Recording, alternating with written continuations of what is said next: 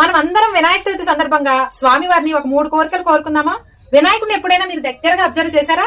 పెద్ద పెద్ద చెవులండి, నోరు కూడా కనిపించలేనంత విధంగా పెద్ద చెవులు ఉంటాయి. అలాగే స్వామి వారిని మనం ఎక్కువగా వినేటటువంటి శక్తిని మాకు ఇవ్వు అని కోరుకుందాం. లొడలొడా మాట్లాడటం అందరికీ ఇష్టం అండి, కానీ వినేటటువంటి ఓపిక మనకు అస్సలు లేదు. కాబట్టి ఆ వినే ఓపిక, మంచి విషయాలను వినేటటువంటి ఓపిక మాకు ఇవ్వమని ఆ విఘ్నేశ్వరుని ప్రార్థిద్దాం. ఇక రెండో కోరిక, ధార్మికంగా ఉండేలాగా మాకు బలాన్ని చేకూర్చమని ఆ స్వామివారిని కోరుకుందాం. ఇక మూడో కోరిక వచ్చేసి, స్వామివారు తల్లిదండ్రుల చుట్టూ ప్రదక్షిణాలు చేసి భూగోళం మొత్తం చుట్టిన పుణ్యాన్ని పొందగలిగాడు.